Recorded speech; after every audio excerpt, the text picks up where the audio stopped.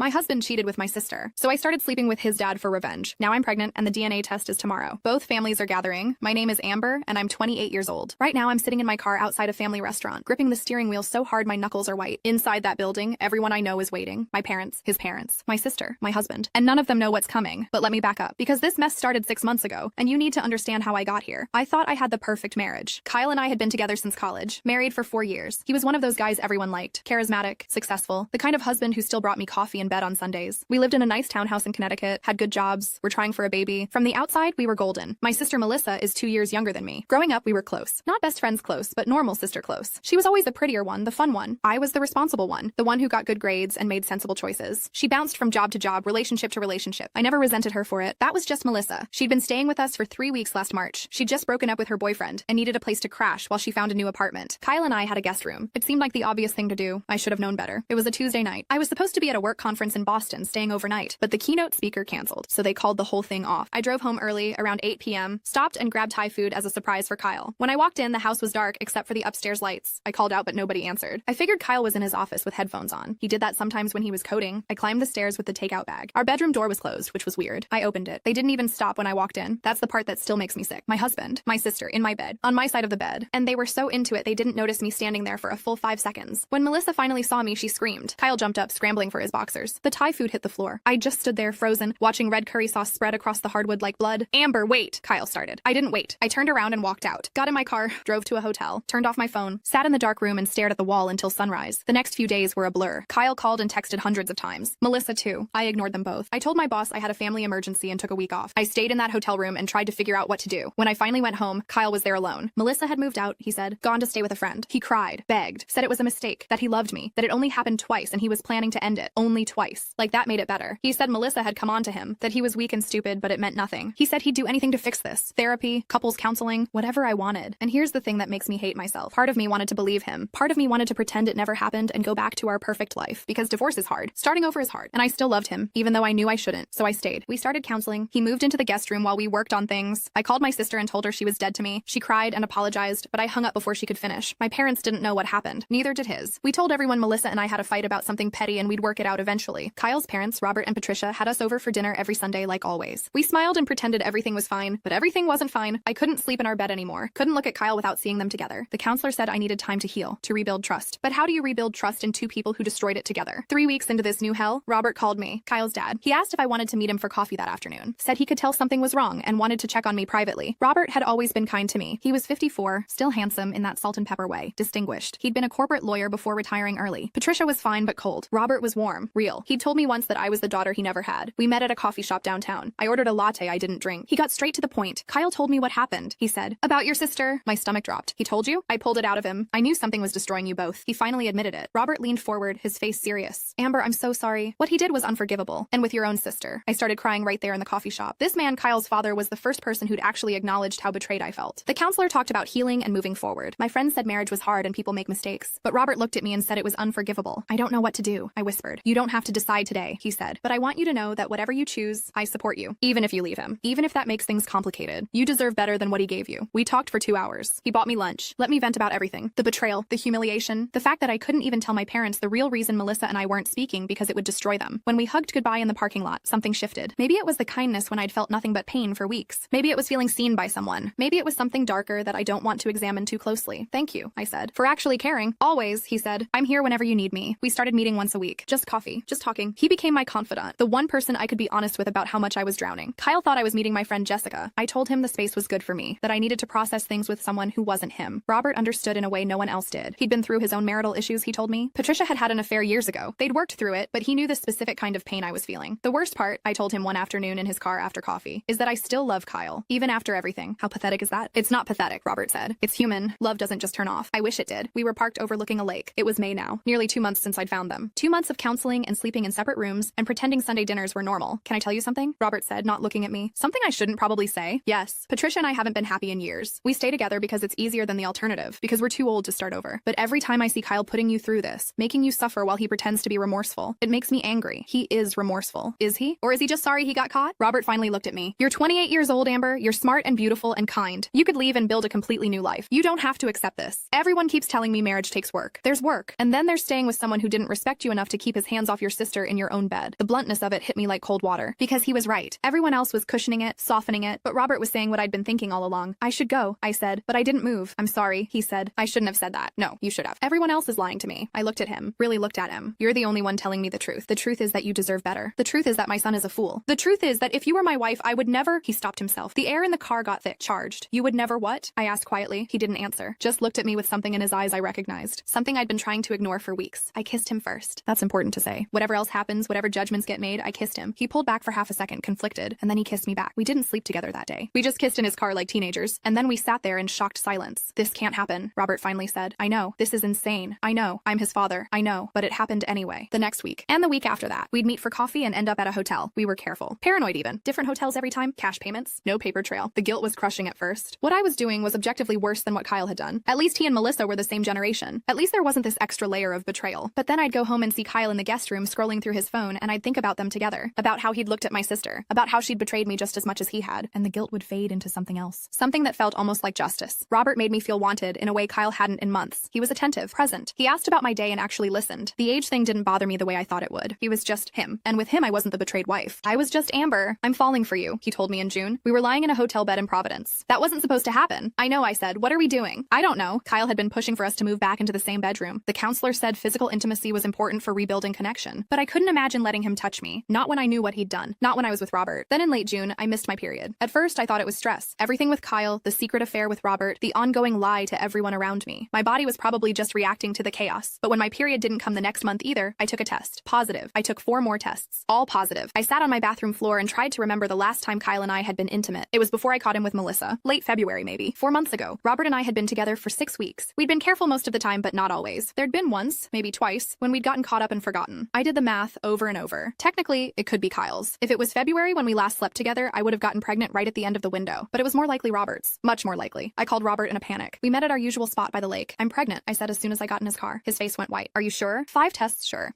Could it be? I don't know. Maybe Kyle's. Probably yours. We sat in silence. The sun was setting over the water, painting everything orange and pink. Beautiful. The world didn't care that my life was imploding. What do you want to do? Robert asked finally. I don't know. Do you want to keep it? I put my hand on my stomach. A baby. My baby. Yes, I said. I want to keep it. Okay. He took my hand. Okay, then we figure this out. How? I don't know yet, but I'll be here. Whatever you need. That night, I told Kyle I was pregnant. His face lit up in a way I hadn't seen in months. Pure joy. He picked me up and spun me around, crying, saying this was a sign that we were going to be okay. I felt like a monster, but I also felt vindicated in a twisted way. He'd taken everything from me, and now I was taking something from him. Or maybe I was giving him something. I didn't know anymore. The pregnancy hormones made everything more intense. I cried constantly. Fought with Kyle over stupid things. Stopped seeing the counselor because I couldn't look her in the eye and lie anymore. Robert and I still met, but differently now. No more hotels, just coffee and talking, planning. He was supportive but scared. If the baby was his, everything would come out. His marriage would end. His relationship with Kyle would be destroyed. I'd be known as the woman who slept with her father-in-law. Maybe we don't find out, I said in August. I was 3 months along. Maybe we just let Kyle think it's his. You could do that? I don't know. Could you? He didn't answer. Kyle was obsessed with the pregnancy. He read parenting books, set up the nursery, came to every appointment, moved back into our bedroom because we're a family now. I let him, because what else was I gonna do? Patricia noticed I was pulling away from Robert. She mentioned it at Sunday dinner in September. You two used to be so close, she said. Did something happen? Just busy with the pregnancy, I said quickly. First trimester was rough, but Patricia's eyes lingered on Robert, then on me, like she was seeing something. That night, Robert texted me, we need to be more careful. P is suspicious. But how do you be careful when the evidence is growing inside you? In October, I couldn't take it anymore. The lying, the pretending, the fact that Kyle was painting the nursery yellow and choosing baby names when the baby might not even be his. I want a paternity test, I told Robert at the lake. While you're pregnant? That's risky. No, after. As soon as the baby is born. I need to know. And if it's mine, then I tell everyone the truth. Amber, that will destroy everything. Everything is already destroyed, Robert. This just makes it visible. He was quiet for a long time. Then, okay, if that's what you want, I'll take the test. But we do it privately first. Find out the results before we tell anyone. I agreed. We chose a lab, made a plan. After the baby was born, we'd both go separately and give DNA samples. Results in 3 days. But then Patricia found text messages. It was mid-October. Robert had been careless, left his phone on the kitchen counter. The messages between us weren't explicit, but they were enough. Meeting times. I miss you. We need to talk about the baby. Patricia confronted him. He broke down and told her everything. She called me that night. I was lying in bed next to Kyle, who was rubbing my feet and talking about baby names. You need to come over, Patricia said, her voice ice. Now, without Kyle. My blood went cold. Patricia, now. I told Kyle I needed to run to the drugstore for pregnancy cravings. Drove to their house with my heart in my throat. Patricia answered the door. Robert was sitting on the couch, his head in his hands. Patricia looked at me with such pure hatred I almost turned around and left. So it's true, she said. You've been sleeping with my husband. Patricia,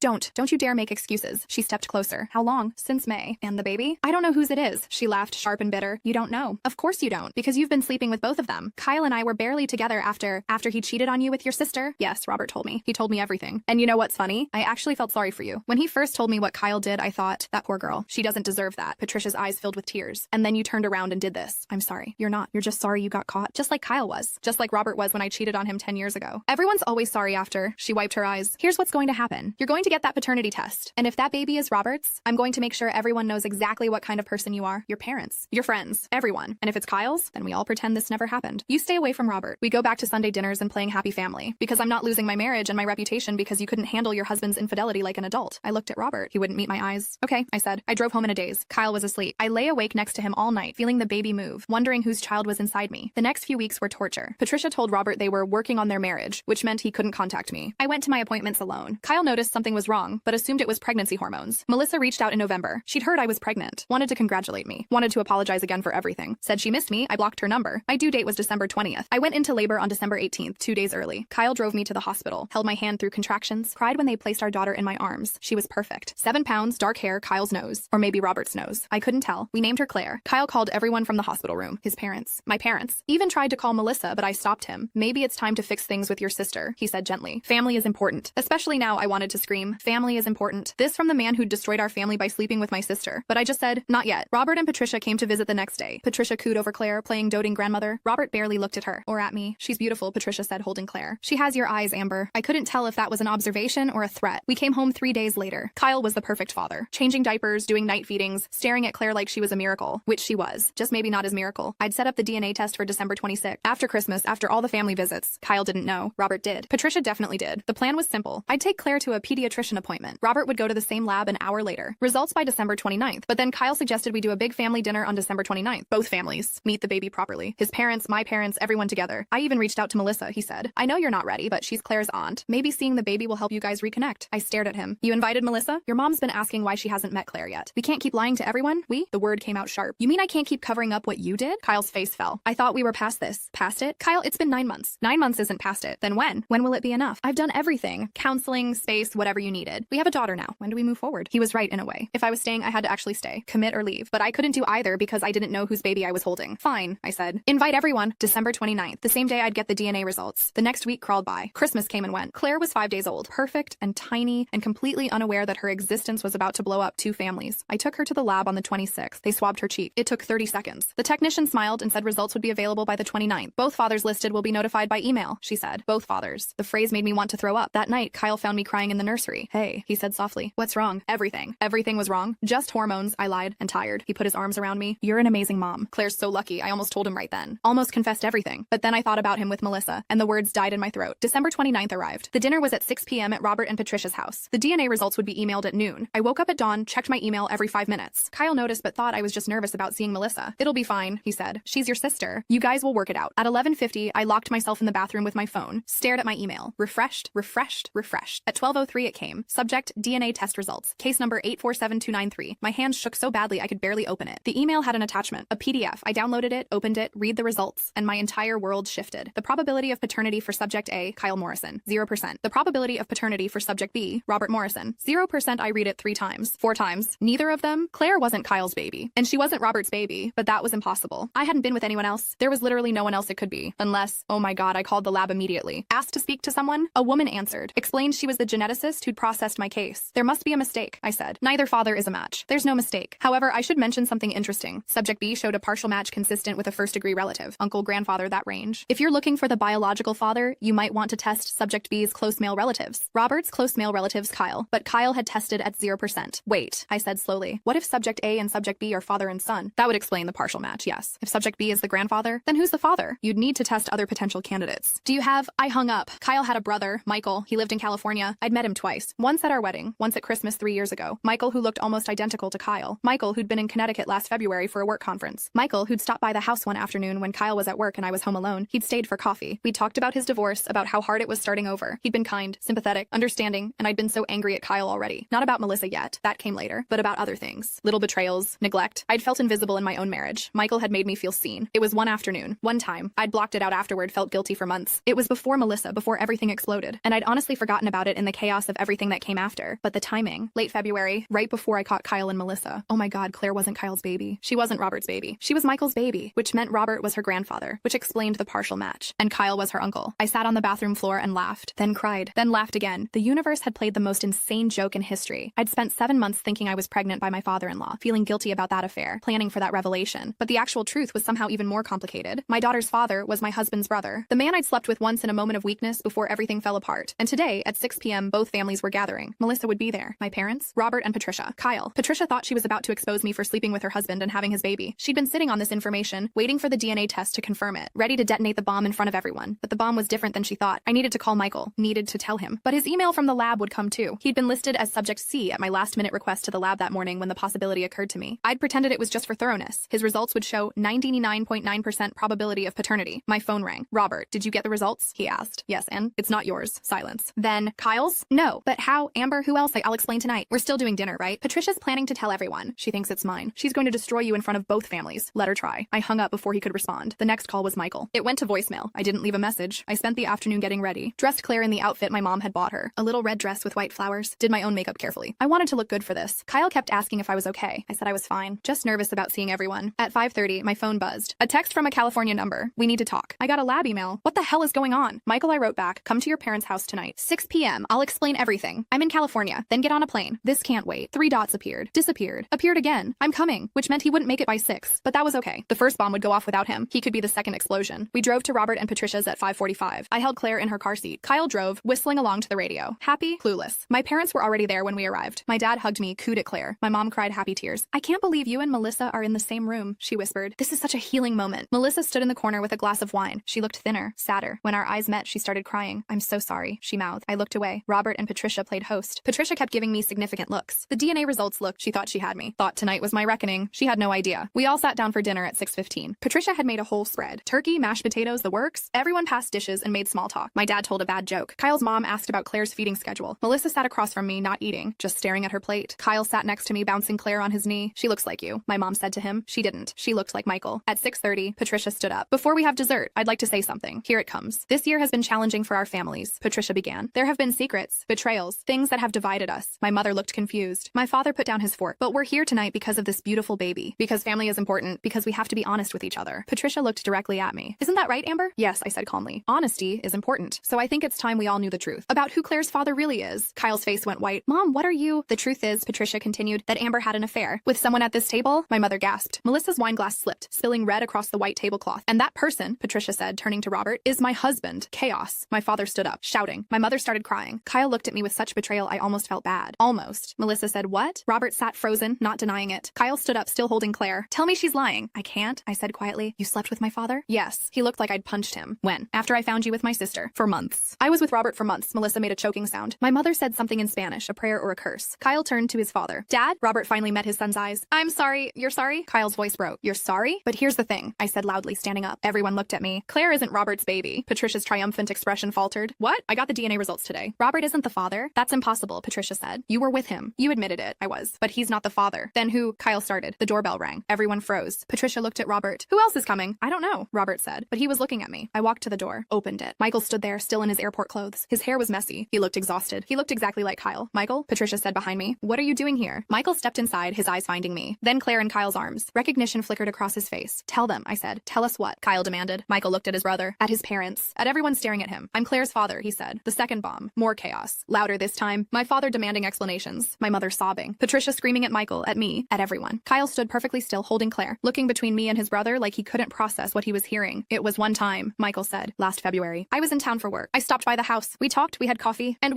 one time, Kyle's voice was dead. One time with my wife and you got her pregnant? I didn't know, Michael said. I swear I didn't know until I got a lab email today asking me to consent to a paternity test. I didn't even know Amber was pregnant. Because you live in California and never call, Patricia hissed. Because you're never part of this family. Neither are you, apparently, Michael shot back. Amber told me what you were planning to do tonight. Expose her in front of everyone. Real classy, Mom. Melissa hadn't said a word. She just stared at me with wide eyes. Say something, I told her. What do you want me to say? That you're sorry. That you regret sleeping with my husband in my bed. That you understand why I did what I did. I do, she whispered. I'm so sorry, Amber. I've been sorry every day since it happened. You should be. I turned to Kyle. And you destroyed us. You took everything good we had and you threw it away for what? A few nights with my sister? Was it worth it? No, Kyle said. He was crying now, still holding Claire. God, no. It wasn't worth anything. I'm so sorry. You're all sorry. Everyone's so sorry. I looked around the room. But sorry doesn't fix this. Sorry doesn't undo what you did. What I did. What we all did to each other. My mother stood up. I can't. I need air.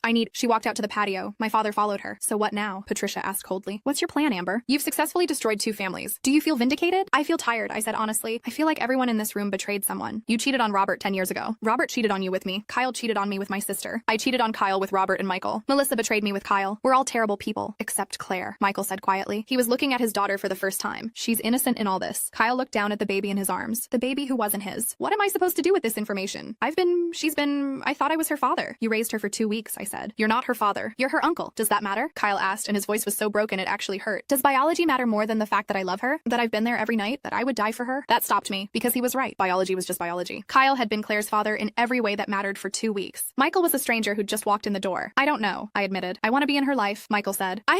You have a right to nothing, Kyle snapped. You slept with my wife and disappeared. You don't get to show up now and claim father of the year. Neither do you, Robert said quietly. Everyone turned to look at him. Kyle, you're her uncle. Michael is her biological father, but neither of you has more claim than the other unless Amber decides. Unless Amber decides, Kyle repeated bitterly. That's rich. Amber, who's been lying for months. Amber, who slept with my father and my brother. Sure, let's let her decide. You slept with her sister, Melissa finally shouted. In her bed. You don't get to judge her, and you don't get to defend her. You're part of why this happened. Stop, I said. Everyone stop. Silence fell. Claire started fussing. Kyle automatically started rocking her, then seemed to realize what he was doing and looked at me helplessly. I took her from him, held my daughter close. Here's what's going to happen, I said. Kyle and I are getting divorced. That's non-negotiable. What you did with Melissa killed us. What I did with Robert killed us. We're done. Kyle's face crumpled, but he nodded. Michael, you can be in Claire's life if you want, but you don't get to just show up and play dad. You live in California. You have a life there, so we'll figure out something that makes sense. Okay, Michael said. And Kyle, I looked at my soon-to-be ex-husband. If you want to be in Claire's life too as her uncle, I'm not going to stop you. You've been good to her. That matters. Thank you, he whispered. I turned to Patricia and Robert. Your marriage is your business, but I'm done being your secret. Done being your weapon against each other. Whatever you two need to work it out without me. Patricia opened her mouth to say something, then closed it. She looked old suddenly, tired. Finally, I looked at Melissa, my sister, who'd betrayed me in the worst way possible, but who also looked absolutely shattered. I'm not ready to forgive you, I said. I don't know if I ever will be, but you're my sister, and you're Claire's aunt, so we'll figure out what that looks like eventually. Not today, not tomorrow, but eventually. Melissa nodded, tears streaming down her face. My parents came back in from the patio. My mother's eyes were red. My father looked like he'd aged 10 years. We're leaving, my dad said.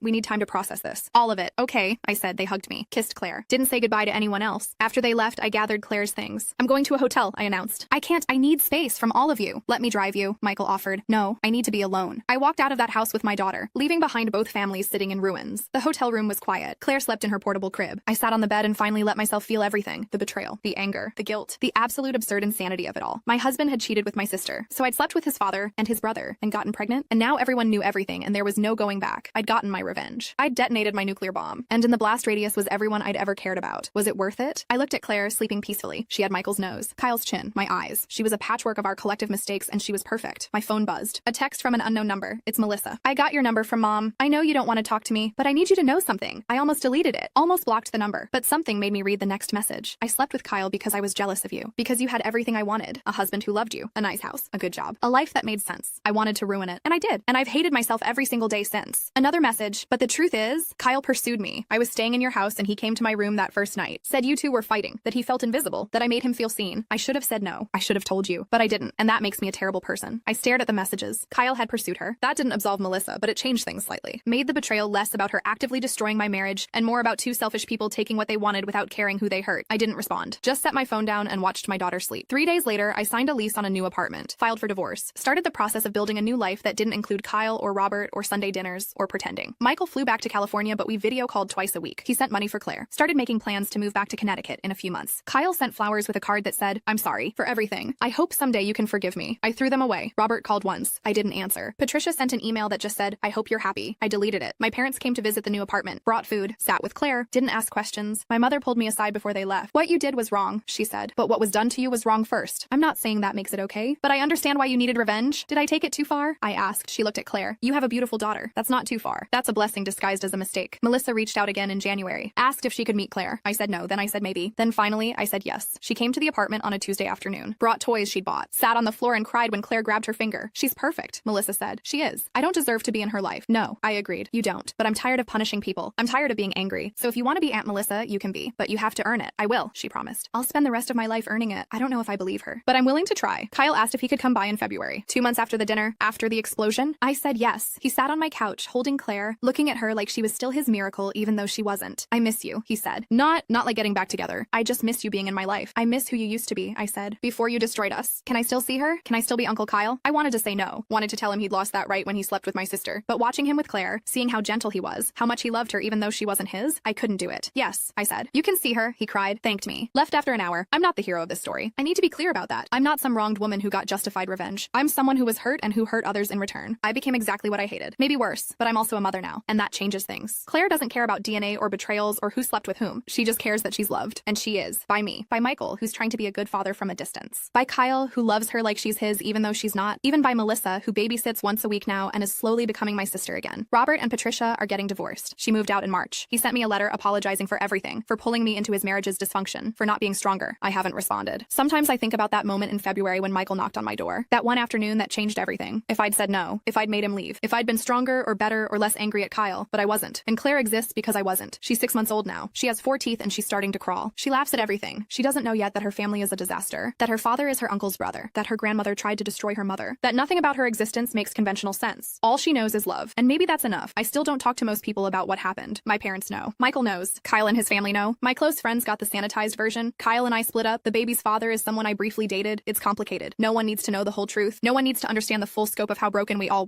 are. Last week, Kyle brought Claire back from an afternoon visit. He lingered at the door. "I'm seeing someone," he said. "I wanted you to hear it from me." Okay, it's not serious, but I wanted to be honest. Honest. The word almost made me laugh, but I just nodded. "I hope she makes you happy." "I hope you're happy," he said. Genuinely. "After everything, I hope you find someone who treats you the way I should have." "I'm not looking," I said. "I have Claire. That's enough for now," and it is. Maybe it won't always be. Maybe someday I'll want to date again, to find someone new, to build something that isn't soaked in betrayal and revenge. But not yet. For now, I'm just a single mother in a small apartment with a beautiful daughter and a family that's held together with duct tape and determination. Is this a happy ending? I don't know. It's an ending. It's where we are after the bomb went off and the dust settled. Claire is asleep in her crib. I can hear her breathing through the baby monitor. Tomorrow, Michael is flying in for the weekend. Saturday, Kyle is taking her to the park. Sunday, maybe I'll let Melissa come over. We're all trying. That has to count for something. The nuclear bomb I promised to detonate that night did go off. It destroyed everything. But in the rubble, we're all still here. Broken but breathing. Damaged but determined. And Claire, my perfect unexpected daughter, is the center of it all. Not a mistake. Not revenge. Just a little girl who deserves better than the family she got, but who's loved fiercely anyway. That's the truth. That's my story. The whole messy, complicated, impossible truth, and I'm done apologizing for it.